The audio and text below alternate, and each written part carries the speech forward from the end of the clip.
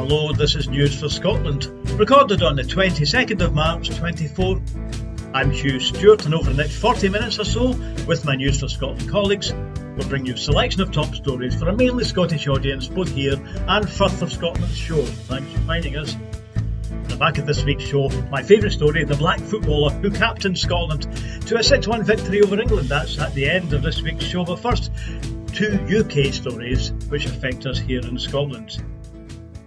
And the first of those stories, we're looking at the thousands of innocent postmasters who were wrongly prosecuted for theft because of errors in the IT system which the UK government told them to use.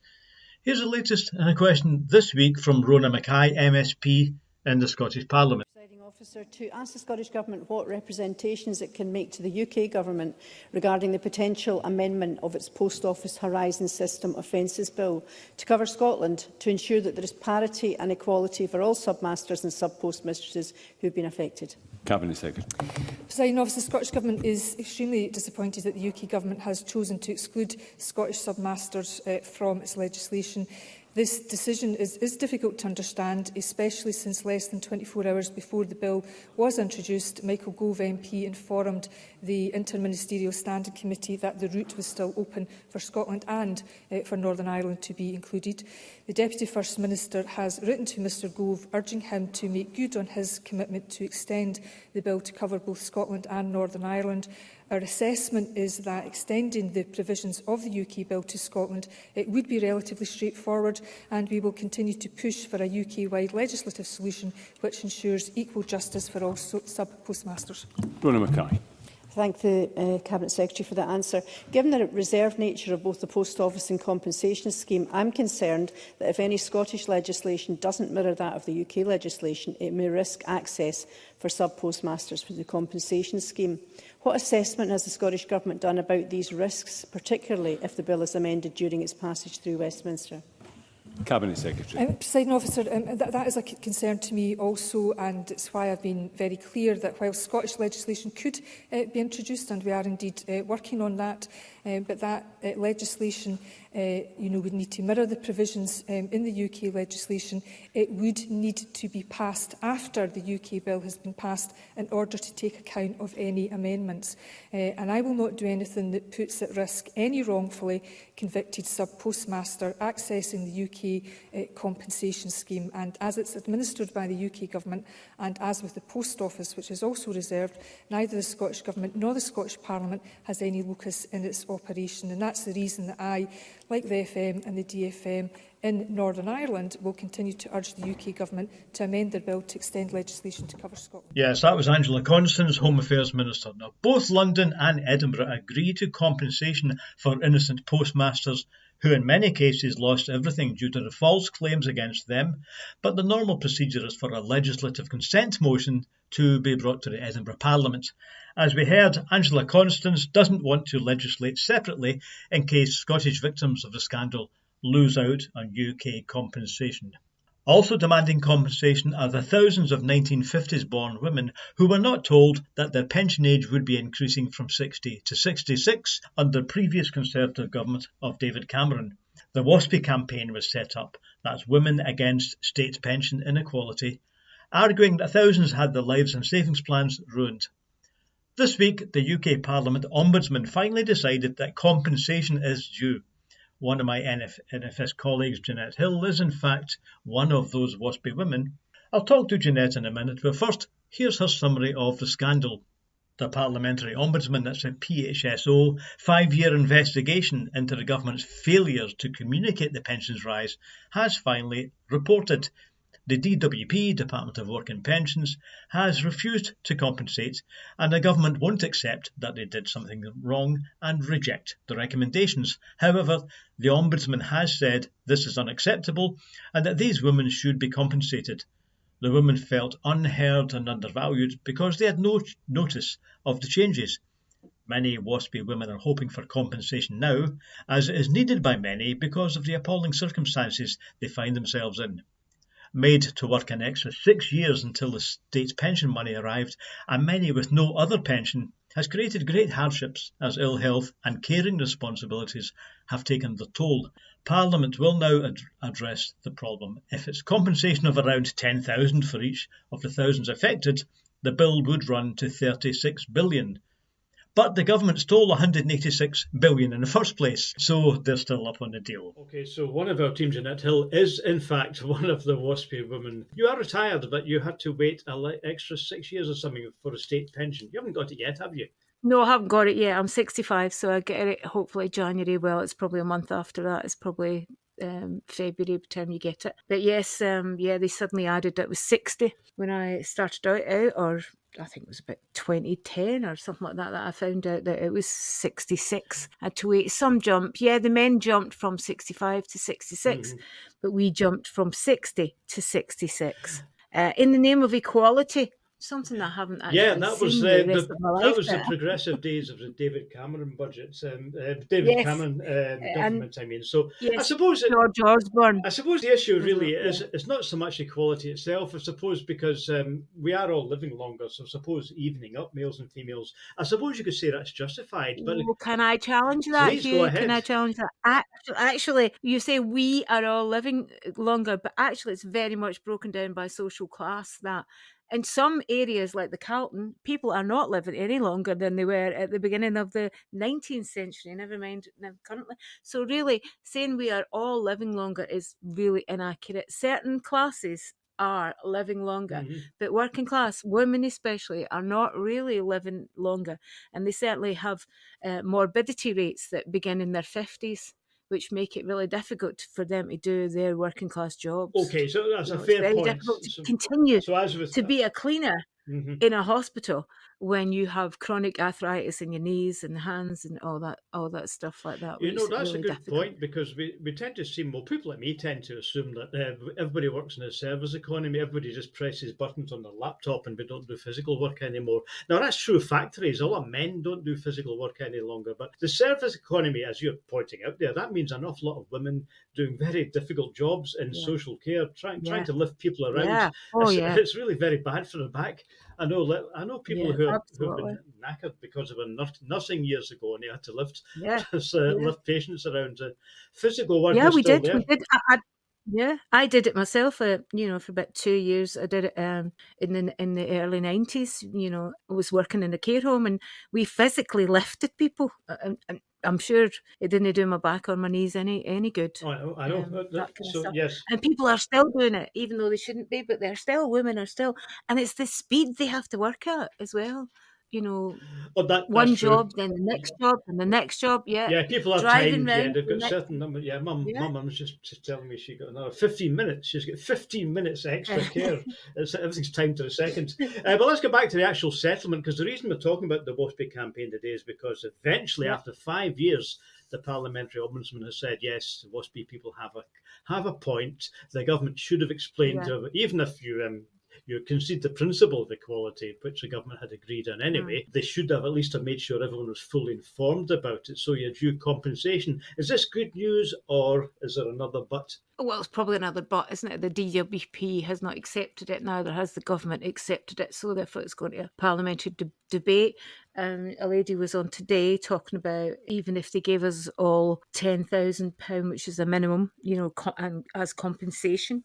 When you look at people who have had to work harder, gave up their work, say, to do caring responsibilities, as women overwhelmingly do, free for our nation, which saves an awful lot of money. But if they had all that, then they have suffered incredibly and used up their savings and other areas, even selling houses and going into smaller houses so that they can afford to live until they get their state pension, which is 66. So they're asking for, at minimum, is what the Ombudsman said £10,000 compensation. Of course, that's going to cost, say, something about 36, 38 maybe billion pounds. But they actually took £181 billion from us. So really, it's a drop in the ocean. And we'd like to ask, where did those other billions go? Because we haven't seen any fabulous increase in public services and anything like that. Where did those other billions go to? Of our money. Yeah, and of course the UK pensions are pretty late. You have to work a lot longer in Britain compared to, say, France, where it's the age of 64, I think.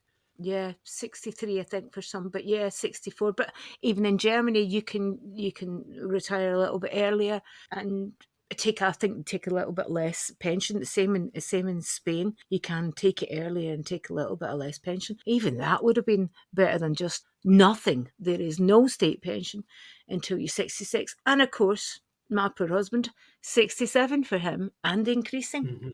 Forever. Yeah. Yeah.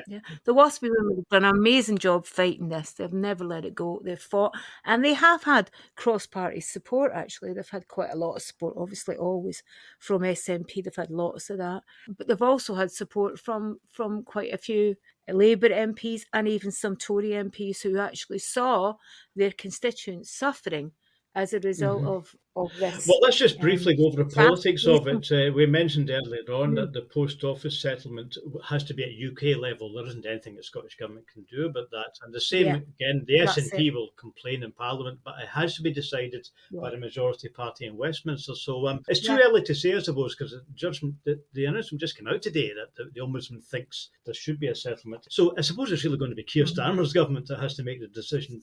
Have you heard anyone from Labour say, well, yes, we're going to make the payments? Doesn't sound likely. No, I haven't anyway. I don't know if anybody else has heard the rest of today, but no, we haven't heard any.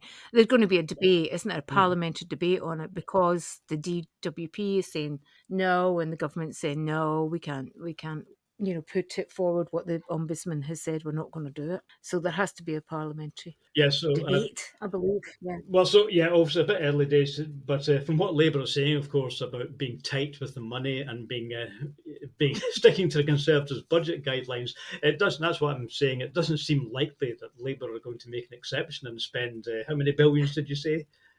About 38 billion. Although they got 181 billion from us for doing that. You mean most, like myself, I've probably lost about 50,000, and probably similar to your wife. In terms of losing out, how much we lost out, plus the extra 6 years of national insurance that we paid. That's right. 5 years when I retired at 65. Yeah. Okay, so that's where we are just now. So it's up to Parliament to debate it, and then we'll see if I'm assuming here that there will be an incoming Labour government. So again, it's maybe too early to say, but let's see if they're going to settle this debt. Vicious attack on us. Definitely was a vicious attack, as lots of it is. You see the attacks on people with disability, etc. But it certainly was a vicious attack, and lots of women have experienced really hard times because of this move. Okay, so as I said, Jeanette, it's going to be debated in Parliament, so we'll report on it when we see what decision the political parties come to. Are they going to pay, or will it be like other cases, such as people who were given infected blood, of course, many years ago for health service? They're still waiting to get paid. Yep. The post office people, 20 years with it, absolutely criminal. It seems to take forever for ordinary people to get their compensation. So let's hope we will, but I can't imagine it's going to be an immediate thing. Maybe the fact that it affected so many millions of people, maybe that could speed it up a bit, but who knows? Okay, well, if there's any moves in Parliament, of course, we will report on it in News for Scotland.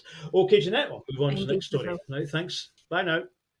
And for the next story, we look at the SNP's election strategy. Last weekend, the Scottish National Party held their National Council, a sort of mini-conference, to sort out the party's strategy for the coming UK election, which will be sometime in the next 10 months. Unlike Scottish elections, which are every 4 years, the actual date of the next UK election is chosen by the Prime Minister, and Sunak has announced it's definitely not going to coincide with the London Mayor election, which is the 2nd of May. So it looks as if the parties probably have till October or November to organise their campaigns and raise money. The big election message from the SNP? Vote SNP to get rid of the Tories. Have the SNP found the winning formula? We at News for Scotland are not so sure. First of all, as this is a UK election, the Tories only have 6 Westminster MPs in Scotland, so getting rid of them is an easy target to aim for. And if, although it looks unlikely from the polls, 300 or so Tories are elected in England, there's absolutely nothing the SNP can do about that. There are, of course, 31 Conservative MSPs elected to the Scottish Parliament, and they will stay there at least until the 2026 election. So to us, Making Scotland Tory-free seems a very odd choice of strategy. Recent polls suggest the SNP should be more worried about the return of the Labour Party, who recently won a by-election in Rutherglen and Hamilton West from the SNP. Although the polls vary, some showing SNP ahead and some favouring Labour, Hamza Yousaf, Scotland's unelected First Minister, is not the voters' favourite. One poll has in fact put Scotland's Labour leader Anas Sarwar ahead of Yousaf in popularity. At last year's party conference, the SNP said that the next UK general election will all be about independence. A vote for the SNP means a vote for independence, so why is that not the main theme of their election slogan? Maybe, like Sunak, the SNP need that extra time this summer to explain why voters should back them. Well, whenever it's called, the next election is certain to feature the economy. The UK opposition party, Labour, are anxious to prove their economic competence by claiming that they will not spend any more public money than the Conservatives. David Lammy, who may well be a Labour government minister in a few months, said this week that Prime Minister Margaret Thatcher was a visionary. Rachel Reeves, who speaks on the economy for Labour, also invoked the memory of Thatcher, saying through the week that the UK faces a turning point and that the next government will face difficult choices like those of the Thatcher period. She did not, however, support the Thatcher economic policy entirely, but did call for supply-side reforms. Those comments were, however, enough for Stephen Flynn of the SNP to ask this short but pointed question in the London Parliament this Wednesday. SNP leader Stephen Flynn. Mr Speaker, with his backbenchers looking for a unity candidate to replace him, which of the now numerous born-again Thatcherites on the Labour front bench does he believe best fits the bill?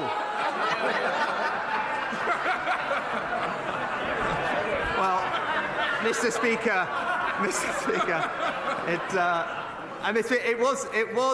it was surprising to hear all this talk about the 1970s from the Shadow Chancellor in particular. Mr Speaker, there's a serious point to be made here because the IFS have warned of the conspiracy of silence which exists between the Labour Party and the Conservative Party when it comes to £18 billion of looming public sector cuts. Indeed, just last night, they actually outlined that the fiscal rules of the Labour Party and the Conservative Party are in effect identical. So with such continuity on offer, Mr Speaker, the public are right to be anti-Westminster, aren't they?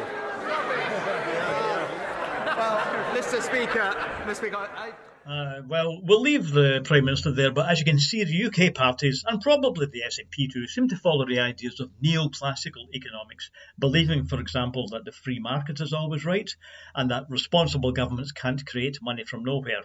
Aye, they can. It's called the Bank of England. So where can we look for a more modern approach to economic thinking? Well, the answer is look to Dundee and the Festival of Economics. Well, this weekend, in fact, just shortly after we put out this week's show on Friday, the second Festival of Economics takes place in Dundee. People attending or online can hear from a wide range of economists, writers and activists talking and taking questions on a wide range of economic concerns.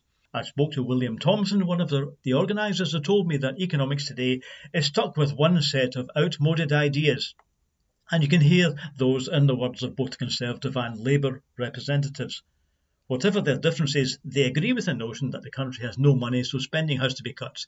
If you log on to the festival or attend, you'll hear from several university economists who'll demonstrate that the austerity idea is really bad economics. Many will argue that the modern money isn't a fixed quantity which can ever run out. In fact, digital money is actually created in the banking system itself, and of course by the Bank of England and the other central banks. Speakers include writer Leslie Riddoch, Professor Mark Blythe from Brown University, and modern money economist Dirk Entz, and several more. The venues are right in the centre of Dundee near the train station. Or online, William tells me you can still buy some tickets. Look up www.scotonomics.scot. That's Scotonomics. Now let's look at affordable housing in Scotland. I'll read out this report, but it comes from our colleague Yvonne Alexis. Yvonne tells us, as reported by NFS in a podcast of 2 weeks ago, affordable housing in Scotland is facing an increased threat due to a significant reduction in the budget from the Scottish Government. A housing sector body has urged the government to reverse its disastrous and baffling 26% cut to Scotland's affordable house building programme. In its reaction to the proposed reduction in housing expenditure by 26%, the Scottish Federation of Housing Associations, the SFHA, said that polling shows that Scots recognised the desperate lack of affordable housing, but Holyrood doesn't seem to see the urgency. A YouGov poll of over 1,000 people commissioned by the SFHA found that 80% of Scots said the country was in a housing crisis and that housing was the third most important issue facing the country. In addition, nearly 8 out of 10 respondents said that there was not enough currently affordable housing available. Meanwhile, 3 Scottish councils have declared a housing emergency, including the City of Edinburgh and the Glasgow City Council. Scotland's latest budget, published last December and currently being debated in the Scottish Parliament, allocated $556 million to the country's affordable housing supply programme for the next financial year, but that's a $196 million cut from what was handed out in 23-24. This dramatic change will significantly reduce the possibility of increasing social house building at a time when people are desperately in need of affordable homes. Currently, housing associations are being asked to offer 60% of their available properties to asylum seekers and refugees. And while this is laudable, it impacts heavily on those already on the housing waiting lists who are anxious to live in secure, safe and warm accommodation. Sally Thomas, Chief Executive of SFHA, said, when nearly 10,000 children are growing up in temporary accommodation, nearly 250,000 people are on the waiting list for a home, and 8 out of 10 people believe there's a housing crisis. It's simply a baffling decision to slash its affordable housing budget. Scotland's Housing Minister Paul McLennan, MSP, said the Scottish Government has led the UK in housing by delivering more than 126,000 affordable homes since 2007, over 89,000 of which were for social rent, including almost 24,000 new council homes. He said, we will invest $556 million in affordable housing in 24-25, the majority of which will be for social rent. The UK government failed to inflation-proof their capital budget, he said, and this has resulted in a real terms cut of 10% in our UK capital funding between 23 and 24 and up to the year 27-28. This is on top of the disastrous impact of Brexit on the construction supply chain, for instance, labour shortages and inflationary pressures driven by the UK government's financial mismanagement. Okay, also on the economy, is Scotland subsidising the rest of the UK? This report comes from Professor John Robertson on his Talking Up Scotland blog. Scotland's annual tax contributions to the UK have increased by $14.2 billion over the last decade, with income tax, capital gains tax and taxes on production such as environmental levy driving the increased contribution. New analysis shows that the Scottish public sector generated an annual revenue of $73.3 billion during the last financial year, and that's a 24% increase compared to a decade ago, equating to an increased contribution of $14.2 billion to the Scottish economy. As a result, Scotland now accounts for 8% of our total UK contributions, far more than a 3.5% from Wales or a 2.1% from Northern Ireland, although those, of course, are regions with much lower countries with much lower populations. Both income tax up 71% and capital gains tax up 70% have seen the largest increase of all taxes on income and wealth over the last decade. And oil North Sea gas revenues have also increased 17%. However, oil and gas revenues are often ignored when looking at the Scottish figure. In the year 22-23, the UK government's North Sea revenue was £10.5 billion, compared to $2.6 billion the previous year, and 90% of that comes from Scottish waters. That leads us to two environmental stories. First, can we grow our own fuel? The Scottish Government this week asked for your comments on growing green crops to turn into fuel. Although oil grown from biofuels does of course release CO2 when it's burned, the whole industry can be carbon neutral over the life cycle of the crop.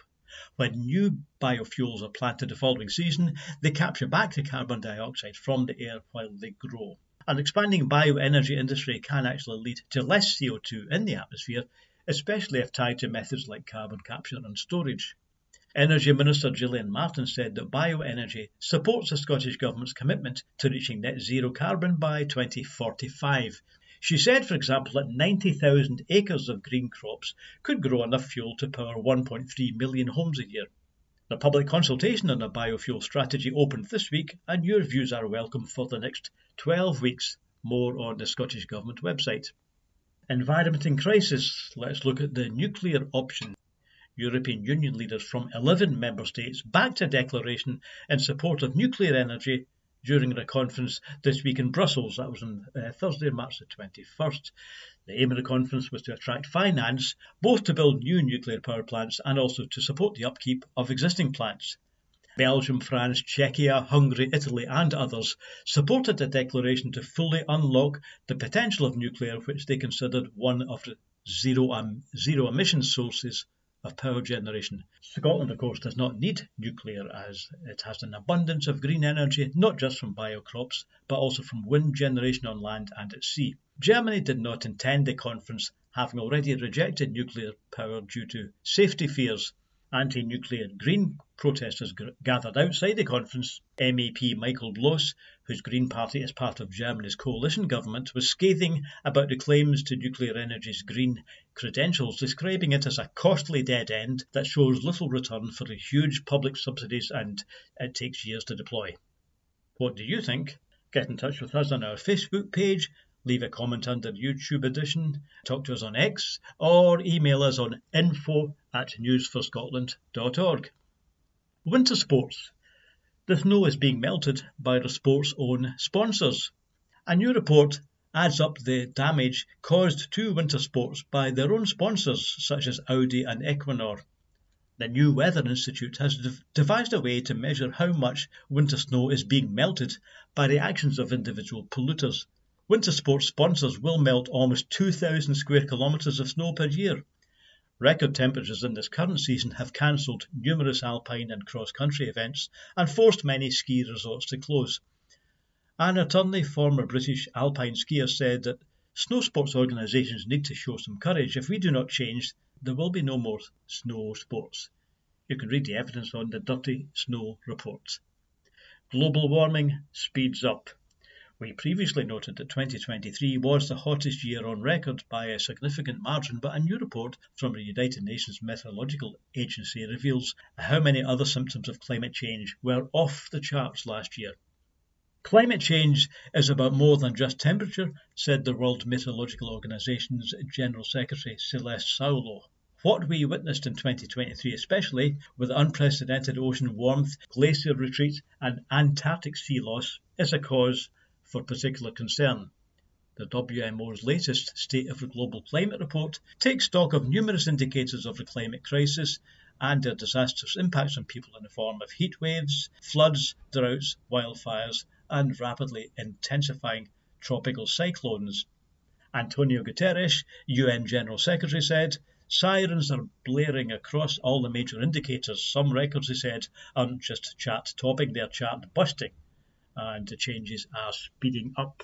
European Union again splits on the Eastern Front. Although the EU has condemned the unfair election which saw Vladimir Putin return for another 6 years, Hungary's Viktor Orban congratulated the dictator on his re-election, noting the cooperation between Hungary and Russia, which is based on mutual respect. Orban's action comes at a time when the rest of the EU is discussing ramping up military aid to Ukraine. Roberta Metsola, President of the EU Parliament, said, "We are talking about a country that has illegally invaded another, a country whose leader did not stop in 2008, did not stop in 2014, and definitely does not show any signs to stop now, and that's just emerged from an election which was neither free nor fair." Estonian Prime Minister Kaja Kallas gave a critical account of the latest events in Russia. "I refuse to call it elections. I call it a special nomination operation because it's not an election," Kallas told reporters, using the language which the Kremlin press sources used to describe their war in Ukraine. On Thursday the 21st, EU leaders discussed using frozen Russian financial assets to pay for the reconstruction of Ukraine. This novel proposal would need a unanimous vote, and commentators see that Orban could use Hungary's veto as it has before. on support for Ukraine. And finally, in our European coverage for this week, EU leaders have unanimously called for an immediate humanitarian pause leading to a sustainable ceasefire in Gaza, after Hungary subscribed to the statement for the first time since the outbreak of the Israel-Hamas war. This has been the consistent position of the Scottish Parliament and government for several months now. The European breakthrough on Thursday follows a 5-month deep division between the EU27 leaders, whose failure to support the ceasefire has put the EU unity under stress. The conclusion, the result of intensive talks on Thursday evening, as EU advisers hammered out a statement palatable to all 27 leaders, deplored the catastrophic humanitarian situation in Gaza and its disproportionate effect on civilians, as well as the famine caused by the insufficient entry of aid into Gaza. I think it's very strongly felt the unity of the message tonight, said European Commission President Ursula von der Leyen following the statement. The acknowledgement that Israel has the right to do everything possible, that the 7th of October will never happen again, but also it has a duty to do everything possible to protect civilian life.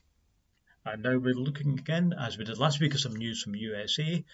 I know we have listeners in the States, in Wisconsin, Texas, Maryland, Michigan and Virginia, so you guys probably know this already. But for our European listeners, here's the latest. President Joe Biden announced on Thursday that $6 billion in student loans would be cancelled for 78,000 borrowers, bringing his administration's total student debt cancellation to nearly $150 billion. Biden last year pledged to find other avenues for tackling debt relief after the Supreme Court in June blocked his broader plan to cancel $430 billion in student loan debt.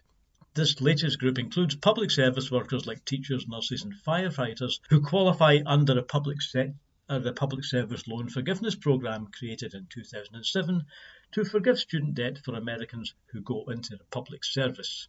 And now we hear that American cigarettes are bad for you too. A federal appeals court on Thursday said that the US government requirement that cigarette packs and adverts contain graphic warnings about the dangers of smoking is constitutional, and a victory for the Biden administration and a defeat for the tobacco industry. Reversing a lower court ruling, the 5th US Circuit Court of Appeals in New Orleans found that the 11 warnings required under a 2020 FDA rule were factual and uncontroversial and do satisfy the First Amendment.